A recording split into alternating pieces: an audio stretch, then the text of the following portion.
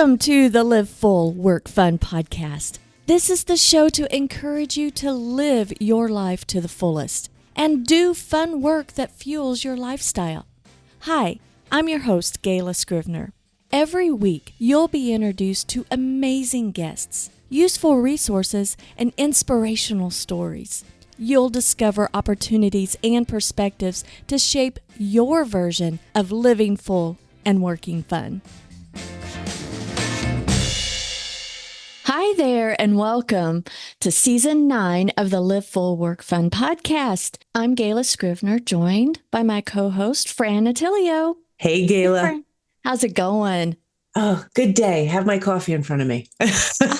I'm sporting my Live Full Work Fun long sleeve shirt, and I'm ready to dive into today's topic. This season, we're exploring the theme, Don't Let the Start Stop You. It's a powerful reminder that while beginnings can be daunting, they're also the gateway to growth, success, and happiness. Throughout this season, we are discussing how to push through those initial difficulties and take that important first step toward big goals, even when it feels overwhelming. Because you know, that first step sometimes does feel overwhelming as we look at the end result. And I don't know about you, but I think it's kind of entrepreneurial nature that everything should be done yesterday. I totally agree. And that's not the way life works. No.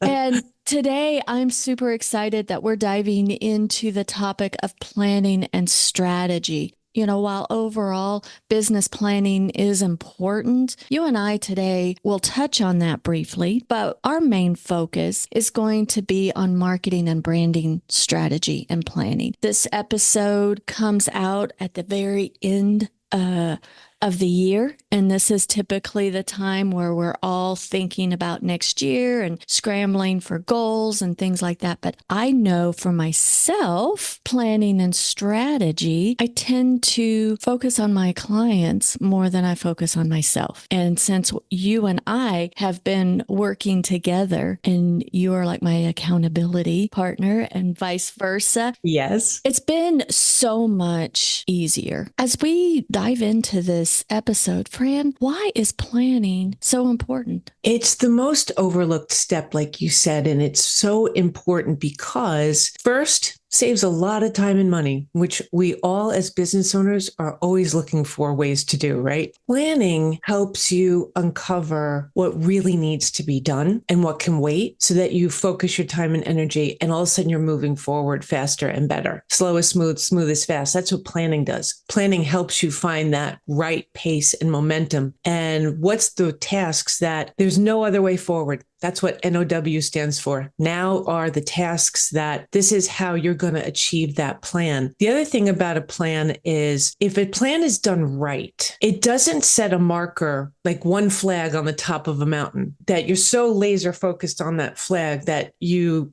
can end up hitting against the wall. A good plan allows you to flow and navigate around whatever obstacles and challenges might come up as you proceed in trying to achieve the plan or in achieving the plan. A good plan is like your guide and it's your version, it's your paper accountability partner because this plan helps you remember what do I have to focus on. Sometimes we can get distracted, new things could come up, personal issues, professional challenges, whatever it may be, but that plan keeps us grounded and focused when everything starts to feel like it's just turning into chaos. What we do in marketing, a plan really sets that voice and tone for all the parts and all the components. Right. I think that people set their goals and then get lost in the outcome, right? And because they skip over planning, because we could have goals, we could have financial goals, health goals, professional goals, all of these goals, and we want to have X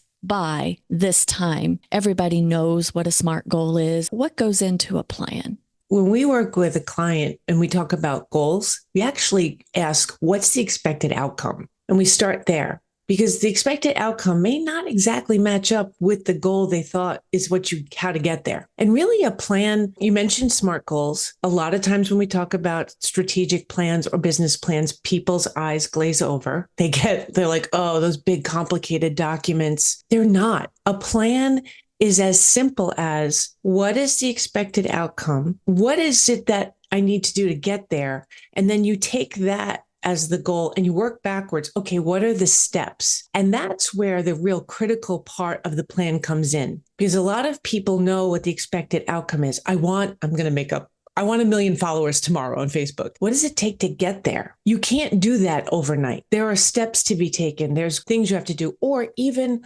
launching a new product. The product's almost ready and you want to get it out ASAP, but do you have the packaging done? Have you done all the photography? Have you done all the copy and text? You're launching a new service. Do you have everything lined up? Are your systems or your team trained on the technology or whatever part it is? And in doing that planning stage, it can look like anything. In all honesty, I know there's all kinds of different platforms out there, but even if you took a piece of paper and just wrote a timeline and wrote the steps of what it takes to get there, you'll see, oh, wow, I actually need 18 months to get this off the ground. Or, oh, wow, I could actually get this done in 6 months. But the plan helps you know, okay, if I want to get this done, these are the steps that have to be done. And it motivates you to get those things done. Oftentimes, we know the goal or we know the expected outcome, but because we don't write down the steps, we don't think through all the components to get there, we get frustrated that we're not there now. When you write out those steps, you go, okay, it's going to take a little longer than I thought, but that's okay. Now I know what I got to do. And all of a sudden you start moving, and that 6 months or 18 months goes a lot faster than you thought. And all of a sudden your new product or service is out there. Folks come to us for our expertise. I know because we're an implementation team, and I've changed my onboarding totally from years ago, because I was under the impression that when a client comes to me to implement their marketing plan, their content marketing plan, they had a plan. And that wasn't the case. Onboarding is so much different now for my company than it used to be, because things like the brand messaging needs to be clear. And then, what kind of pace, like the volume of content do you want to produce?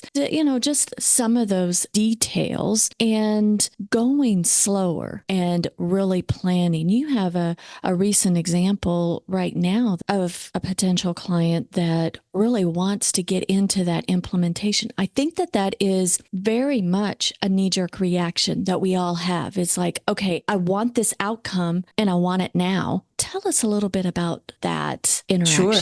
We are strategic business development and planning. That's our focus. We do it through the power of marketing, but I'm a big believer in plans. When we work with a new client, the first part we put them through is they have to go through the SPC program, and that's the strategy planning connection. And when they come and they're excited or energetic, we say, there's this pattern of fear, frustration where you repeat. There also could be panic, excitement, and wanting. And both are this just intense energy that you want to get something done. It's important that in this case, they really wanted to get into it because there's a certain date in their industry that things really start to shift. And that's coming. And so what I shared was I explained how important, and what's great is they often get it when I explain why we do SPC and explain that, okay, we're only so many months away from that mark, and we still have to figure out the plan. So while this first mark in the industry that's coming may not be as perfect or as you want it to be this year, because we're still setting the plan and getting things going, the future ones will. The future ones will benefit from the time we're investing now. Planning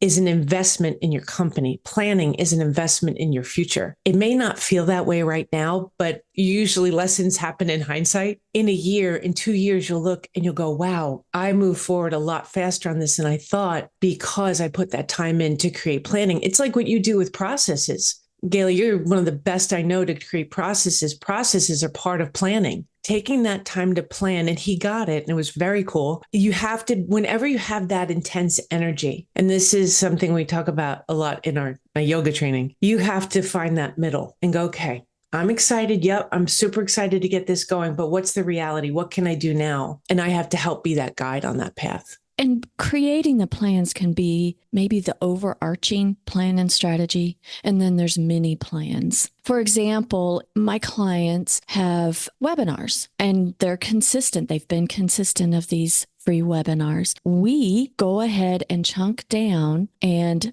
put on the calendar when are these webinars so that we have that target date. And then we also break down the year or the things, their industry in seasons. What should we be talking about in this season? What should we be talking about? What would be a good webinar topic? And then we go back from there. And that really helps because for that example, these particular clients are consultants and they already have on the calendar their major events.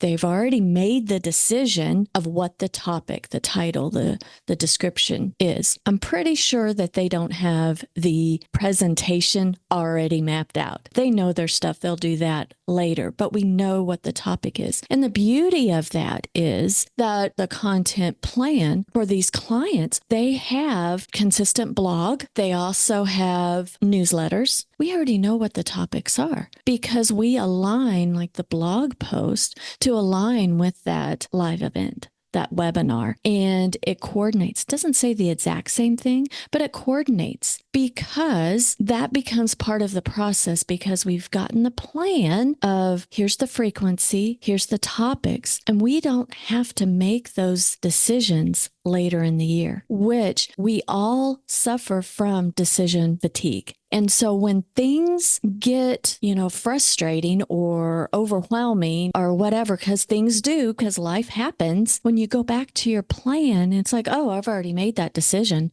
I don't even know why I have to even go there now. That's where the plans very much come into play, that you've already made the decisions. So when things get overwhelming, you can just go back to the plan and like, oh, I know my path. But that doesn't mean that plans should not ever change or be adjusted because the market changes, discoveries are made along the way. But overall, the plan, in my experience, usually doesn't totally fall apart. It's just adjusted here and there when you do the first initial planning. Right. I think you hit on something really important, Gayla, and I think it's an obstacle to why people don't start planning. And this ties to what we're talking about, right? Let the start stop you. It's like setting a budget, right? People get afraid to even touch a budget. I actually worked for a man who had a global company and wouldn't run and didn't have a budget because we think we're locked in. If we write that plan, we think by writing it, typing it, putting it down somewhere, it's this locked in set. And if we don't achieve it, we're failures. If we don't achieve it exactly like it looks like, we didn't make it. That's not what a plan is. A plan is not meant to shame you or make you feel less than. A plan is a guide. And this can be hard for some people. I do understand, they're like that type A, I have to achieve this. I'm a flower, so I don't mind if plans change, adapt, and flow. Plans are a guide. It's to keep you grounded, focused, looking forward to what you want to achieve. When you don't have a plan, you're always kind of swimming in this, not knowing what you're supposed to be doing. Just like there are with goals and pretty much anything, but there's micro and macro plans, right? There's the big plans. And then within those plans, there are these things you have to do. And those things will have little plans. And then you'll start to prioritize what happens. It's not overwhelming. You don't end up with a million plans. You have to go into a plan with the mindset of holding on to the expected outcome, not the identified goal. The goal could change. What it looks like could change. The expected outcome is the key. So if you want to create more revenue to hire more team, and you think that that plan means you have to create 6 new products, but as you're navigating along, you realize that just creating this extra service actually creates the revenue that you want. You can pivot the plan. Oh gosh, that's a COVID nightmare. That's a COVID. Don't say the word Don't say pivot, pivot. Fran.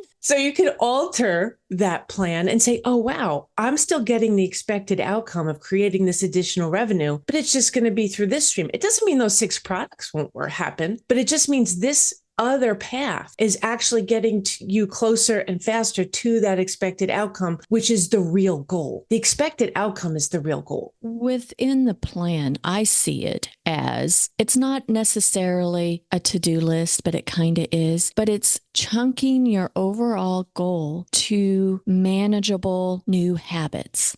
or new processes. And it's not that you would be doing everything yourself, but you may. And you and I both have services that it's a done for you service, done alongside of you, and then like a coaching type of scenario. And for both of us, when we work with our clients, we help them with the plan. And if it's for a done for you type of service, no matter what, as a business owner, if you're reaching out to an independent contractor to help you with some sort of project, you need to expect a planning phase, onboarding, whatever they call it, because they need to get to know you. And you may not have the plan all figured out for that particular piece that you're getting the help with. I want to give an example of a book launch. Years ago, I had gotten a referral and I had gotten a call from an author that wanted to do their book launch. And she's like, I need some emails. I need email blasts to go out and I want to sell my book. And I'm like, okay, well, when is this going to be released on Amazon? I was talking to her like on a Monday, Tuesday, and she's like, oh, yeah, it releases on Friday. And I kid you not, Fran, I know you're laughing. I think that she was very good in being persistent and focused on writing the book, because that is a big job and that's a plan in and of itself. But she did not have the expertise of the marketing of that book. So while she was writing it months and months before, that's when you bring in that expert so that you can have this sub plan and having certain key elements. Me as the marketer, I would want to create that plan of building excitement that it's coming out and maybe getting some pre-sales and just building that overall excitement for the book launch. It's the work of marketing, organic and or paid. And by the way, we've been talking off camera about how organic really marries into paid advertising. The messaging needs to be consistent and over a period of time. You can't expect one post, one email, one ad to make a difference and have a landslide. Communication out to folks is an ongoing thing. Your example of the book is made me think of how having someone to talk through the plan with is really important. You and I are magic together when one of us has an idea and we never talk the other one out of it, but we do slow the thinking down. Okay, what do we have to do? We work a lot of magic with that. We have some clients together, and one of the clients, there's a lot of need for newness and some new programs because they work under like 4 big buckets of content. There's this different ideas coming at us from each of those 4 buckets. And we'll go, okay, what do we need to get there? It's amazing how when you have someone to talk with, if she would have had someone at the beginning of when she decided to write that book, it might have been different for her. She might have realized, okay, I also need to think about when am I going to bring in the marketing plan? You're not going to bring it when you first start writing the book, but I've never written a book yet.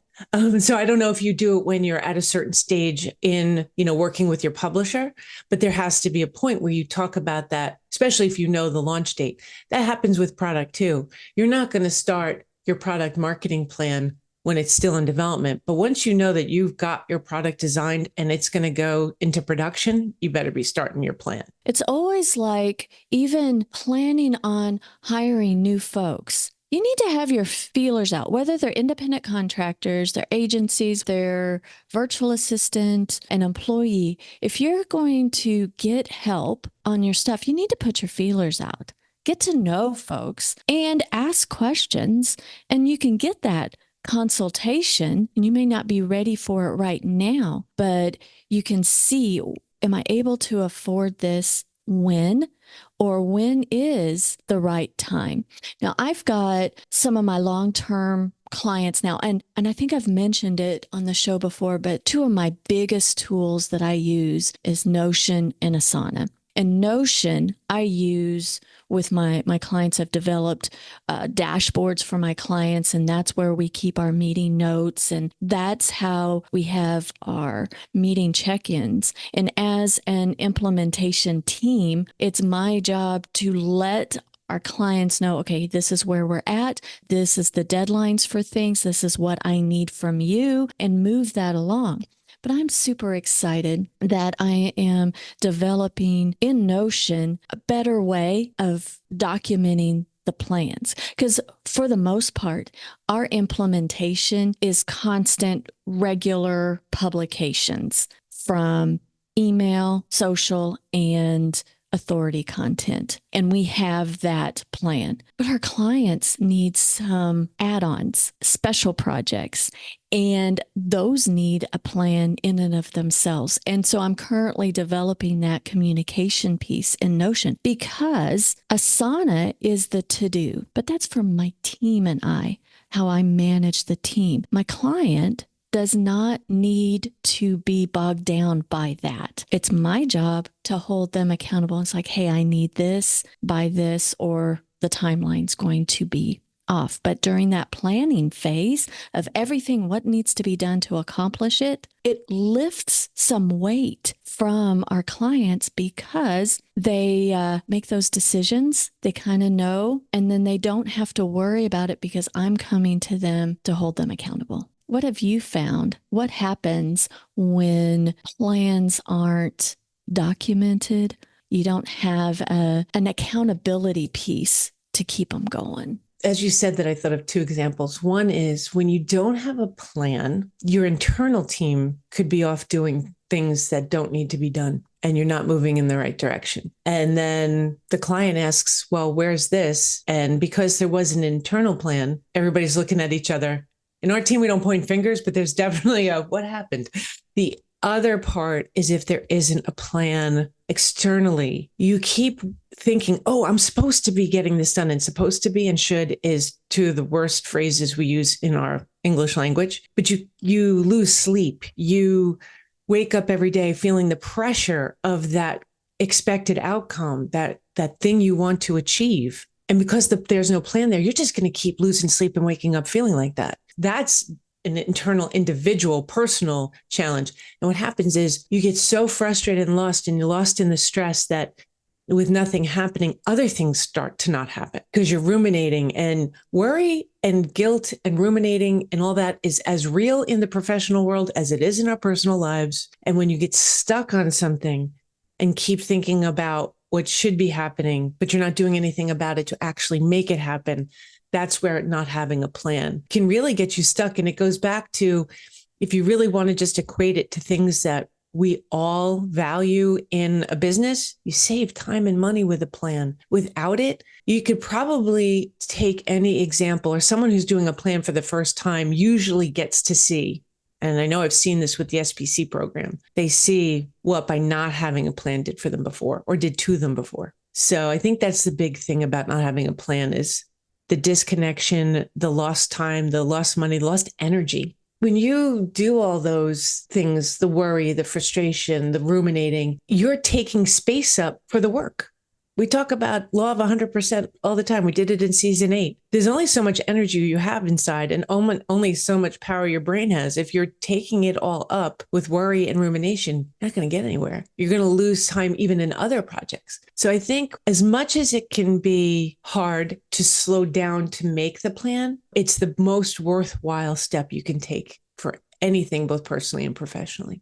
Most entrepreneurs fall victim to shiny object syndrome. And we are like little squirrels, and we just see what we want and think, oh, that would be cool. That worked for them. That's going to work for me. And then all of us, it may be a great idea, and maybe you should do it. But is it the right time right now? Looking back at the plan, should there be a shift? But for any shiny object that comes along, there is a lot of work to make it successful, whatever that is. A lot of shiny objects that I'm encountered with are tools, software, right?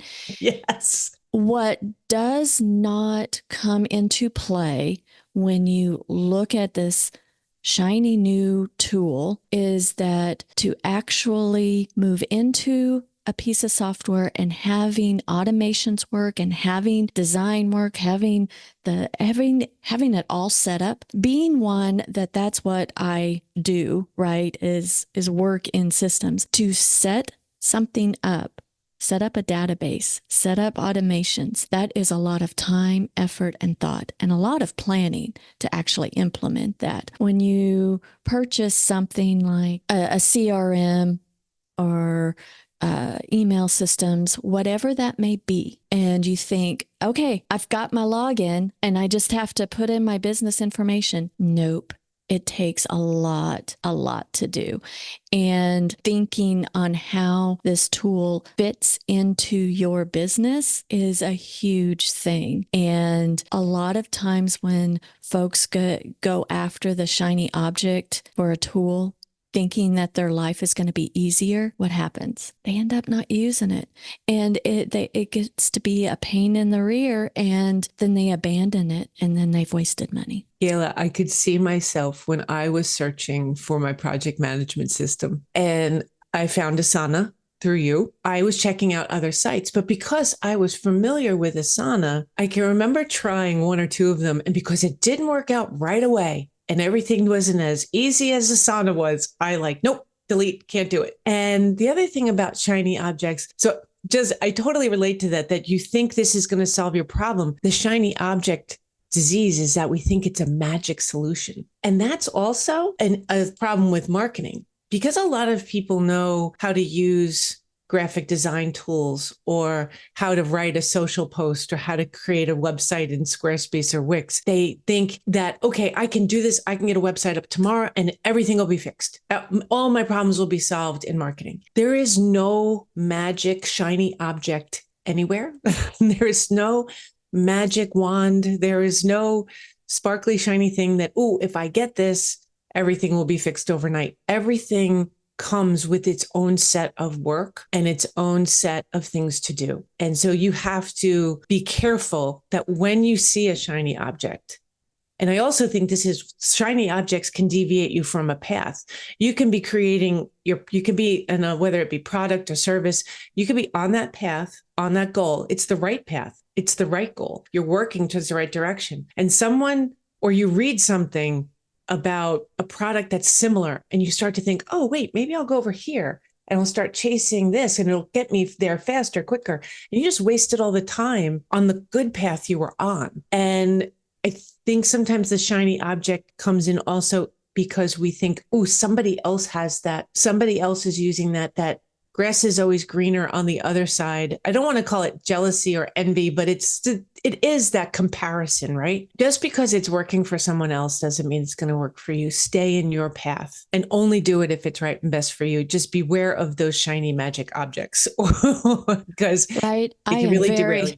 I'm very slow in changing systems. I had worked with a CRM for 10 years, and it's just this year that I switched to another one that's more robust that would fit and align with my business, because I know how much work it takes, because that's what I do. In creating a plan, I think we have to put our big girl, big boy pants on and have that realization of, okay, within this plan, in order to achieve it, I myself may not be able to do every single step. What is the investment getting help for this particular step? What is it that I need to do to achieve it? And that's where you go into saying, okay, what am I really good at? What is it that I'm not so good at, but can do? And, all of those questions. But sometimes, depending on how you've got your feelers out, like I have a client that I'm not able to write the particular content, and she needs a content writer in her industry and having her feelers out. But the reality is, in short term, she may have to do that particular part and let go of something that someone else on the team can do, but she might like, right?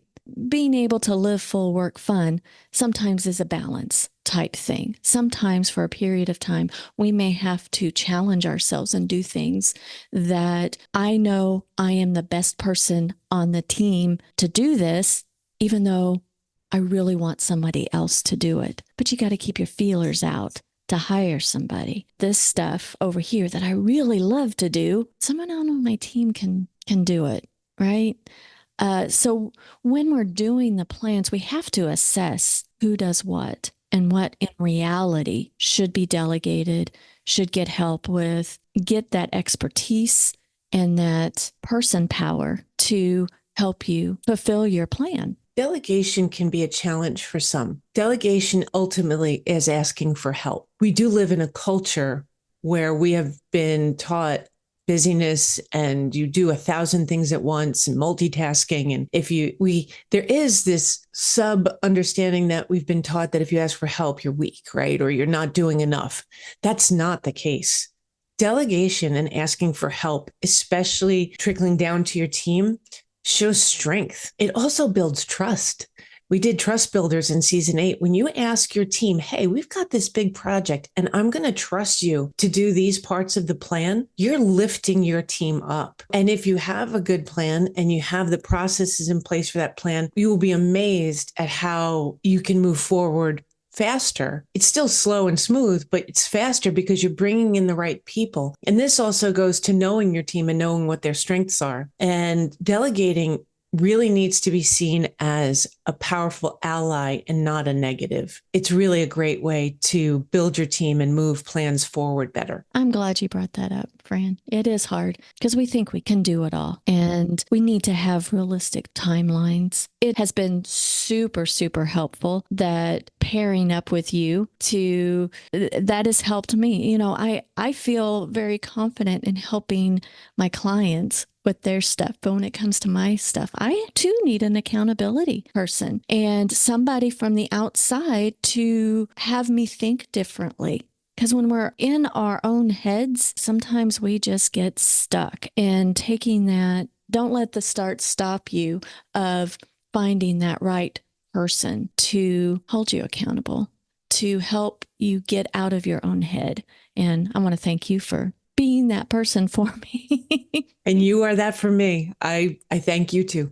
With that, I know that those that are listening, you can go to 10touchcreative.com and scrivenersolutions.com, and we have offerings. I have some events that talk about a simple marketing plan, simple content plan, how to create that and how to chunk that down. And I have a consult service that you just go through a simple assessment, and then we can meet and we can create a plan together and then see what the most logical steps are. And on your 10 Touch website, you have many offerings. So we do. And there's some new things coming out. So keep watch. Contacting us, you could sign up for a consultation to see what it takes to go through the program, or we have some new products coming up. So keep watch for those.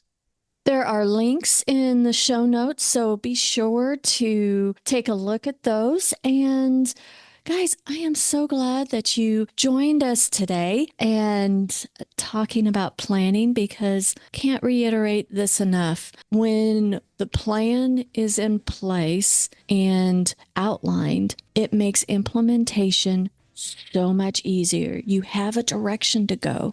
You have anybody on your team, they have a little outline. They know what they can do. I encourage you to do what it takes to make the plan, and it does not need to wait until the end of the year, to the first of the quarter, whatever it is. Planning can be at any time of the year, and fulfilling your goals can happen at any time. So don't let the start stop you. Thanks again for listening. Until next time, live full, work fun.